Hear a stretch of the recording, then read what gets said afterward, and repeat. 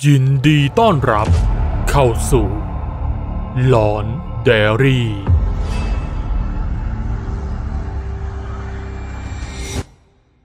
ก่อนชมคลิปนี้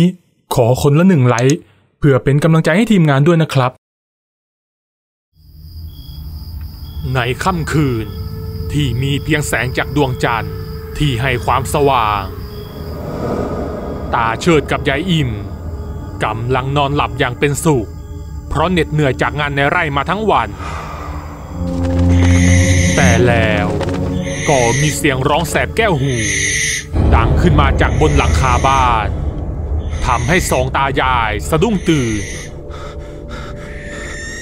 ยายอิ่มนั้นตกใจมากแกแงนหน้าขึ้นไปมองข้างบนพร้อมกรอกตาไปมาด้วยความหวาดกลัวนั่นมันเสียงนกผีใช่ไหมตาเชิดโธ่ยายอิ่มแกจนปูนนี่แล้วยังไม่รู้เรื่องรู้ราวอะไรเลย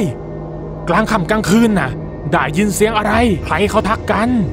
แกนี่มันแก่แล้วแก่เลยจริงๆตาเชิดดุยายอิ่มด้วยความโมโห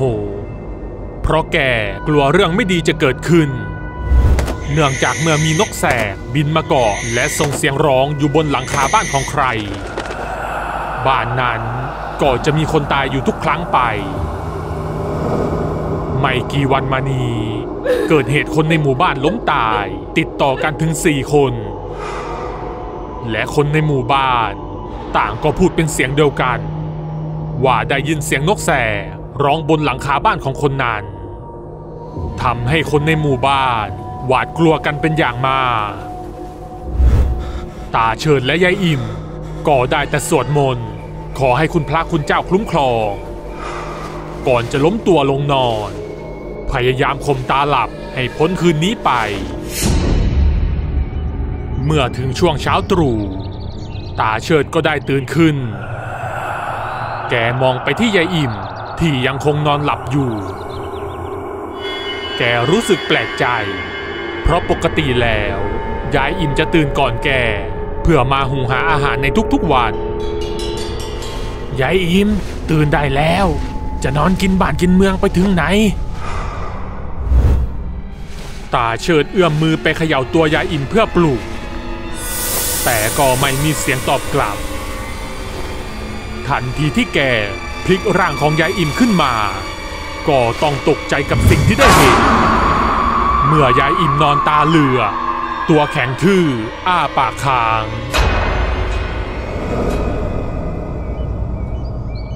หลังจากงานศพของยายอิ่มสิ้นสุดลง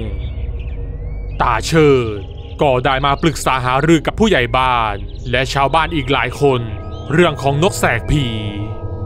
ที่ปรากฏตัวออกมาในยามค่ำคืนจนเป็นเหตุให้มีคนตายติดต่อกันหลายคนผู้ใหญ่เสริมได้ชวนทุกคนไปปรึกษากับหลวงพ่อเพื่อท่านจะช่วยอะไรได้บ้างทันทีที่ชาวบ้านได้มาถึงกุฏิของหลวงพ่อผู้ใหญ่เสริมก็ได้เล่าเรื่องการตายของยายอิ่มให้ท่านฟังซึ่งท่านก็เป็นกังวลเกี่ยวกับเรื่องนี้มาโดยตลอดเพราะมันเป็นการตายที่ผิดปกติหลังจากได้ฟังเรื่องราวจนจบท่านก็ได้หลับตาเพื่อเข้าสู่กรรมฐานเวลาผ่านไปเพียงชั่วครู่ท่านก็ได้ลืมตาขึ้นเสียงที่พวกเองได้ยินมันไม่ใช่นกแสกธรรมดามันมีวิญญาณของปอบตัวหนึ่งสิงอยู่ใครเจ็บไข้ได้ป่วยหรือถึงคาดมันก็จะบินมาเกาะที่หลังคาบ้านส่งเสียงร้องอย่างที่พวกเองได้ยินนั่นแหละใครไปขานรับเข้าปอบตัวนี้มันก็จะมาเข้าสิงกัดกินร่างของคนคนนั้นแล้วจะให้พวกเราทำยังไงดีล่ะหลวงพ่อข้าคงช่วยพวกเองได้ไม่มากหรอกมันไม่ใช่กิจของสงฆ์เดี๋ยวข้าจะรดน้ำมนต์ให้พวกเองก่อนแล้วกันแม้ท่านจะช่วยได้เพียงเท่านี้แต่ชาวบ้านก็สบายใจขึ้นมาบ้างก่อนกลับก็ได้ขอน้ำมนต์กับสายสิญจน์จากหลวงพ่อไปด้วยแต่ไม่ใช่กับตาเชิดและผู้ใหญ่เสริมทั้งคู่ ได้ตัดสินใจเดินไปที่ท้ายวัดเพื่อไปหาตาทองซึ่งเป็นสับปเหร่อประจำวัดและเป็นคนมีวิชาอาคมเมื่อเดินมาถึงท้ายวัดก็เห็นตาทองนั่งอยู่บนแคร่หน้าบ้านข้ารู้พวกเองมาทำอะไรข้าจะช่วยพวกเองไอ้ทองถ้าเองจัดการมันได้ข้าจะตอบแทนเองอย่างงามเลยตาทองที่ได้ยินดังนั้นก็ยิ้มอย่างพอใจและบอกว่าจะลงมือจัดการในคืนนี้เลยกลางดึกคืนนั้นตาทองก็ได้มาตั้งพิธีอยู่กลางลานหมู่บ้านโดยมีตาเชิดและผู้ใหญ่เสิร์ฟนั่งอยู่ด้วยกันในวงสายสิญจน์หลังจากสั่งกำชับให้ชาวบ้านทุกคนอยู่แต่ภายในบ้านห้ามออกมาเพ่นพ่านด้านนอกเด็ดขาดตาทองเริ่มพนมมือบริกรรมคาถาก่อนจะบังเกิดลมกันโชกแรงและได้ยินเสียงนกแสกร้องดังแสบแก้วหูตาเชิดกับผู้ใหญ่เสิร์ฟแงนหน้าขึ้นมองบนท้องฟ้าพบกับนกแสกตัวใหญ่กำลังบินวนส่งเสียงร้องอยู่ด้านบนดวงตาสีแดงของมันจ้องมองลงมาหาพวกเขาด้วยความอาฆาตไม่นานนักมันก็โฉบลงมาหวังจะทำร้ายพวกเขาแต่ทันทีที่มันเข้ามาในเขตของสายสิญจน์ก็เกิดแสงสว่างวาบขึ้นจนนกแสกตัวนั้นกระเด็นตกลงบนพื้นไม่ต้องกลัวไปมันเข้ามาทำอะไรพวกเองไม่ได้หรอกสิ้นคำพูดของตาทองก็มีควันสีดำลอยออกมาจากร่างของนกแสกตนนั้นก่อตัวกันเป็นร่างของยายแก่รูปร่างผอมโซจนหนังหุ้มกระดูกเล็บสีดำยาวผิดมนุษย์มันยกมือขึ้นแล้วชี้นิ้วมาทางพวกเขาด้วยความโกรธกูจะกินพวกมึงให้หมดถ้ามึงคิดจะลองดีกับกูก็เข้ามา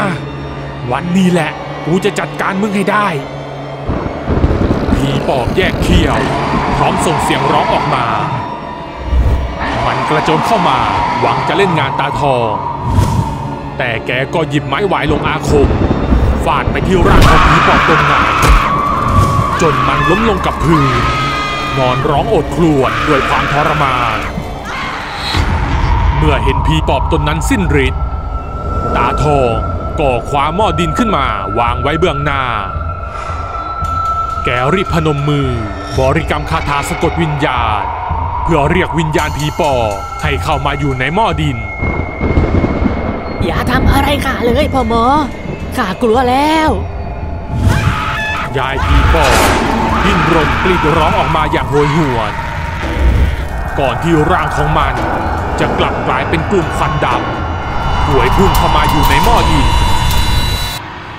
ตาทองรีบใช้ผ้ายันสีแดงปิดไปที่ปากหม้อและใช้สายสิญจน์รัดพันผ้ายันเอาไว้อย่างแน่นหนาพอรุ่งเช้าชาวบ้านต่างพากันดีอกดีใจที่จัดการกับปอบนกแสกได้สำเร็จและได้พากันมามุงดูนกแสกที่ตอนนี้กลายเป็นซากนกแห้งๆราวกับมันได้ตายมานานแล้วตาทองได้บอกกับชาวบ้านว่าที่มันมีชีวิตก็เพราะวิญญาณของผีปอบมาอาศัยร่างของมันอยู่เท่านั้นแกยกหม้อดินที่กักขังวิญญาณผีปอบขึ้นมาและบอกว่าจะเอามันไปฝังไว้ที่ป่าช้าท้ายหมู่บ้านห้ามให้ใครเข้าไปยุ่มย่ามแถวนั้นเป็นอันขาดหลังจากนั้นเป็นต้นมาคนในหมู่บ้านก็ไม่ได้ยินเสียงร้องแสบแก้วหูของนกแสกอีกเลยก็จบไปแล้วนะครับกับเรื่องปอบนกแสกหวังว่าจะชอบกันนะครับใครที่มีเรื่องราวที่น่าสนใจที่อยากให้ทีมงานนำมาทำเป็นแอนิเมชันก็สามารถส่งเข้ามาที่แฟนเพจหลอนไดอารี่ได้เลยนะครับถ้าชอบคลิปนี้ก็อย่าลืมกดถูกใจและกดติดตามหลอนไดอารี่ทางช่องทาง Facebook และ YouTube เพื่อจะได้ไม่พลาดคลิปใหม่ๆอีกมากมาย และเป็นกำลังใจให้ทีมงานทำคลิปต่อๆไปด้วยนะครับ ขอบคุณทุกท่านที่เข้ามารับชมครับ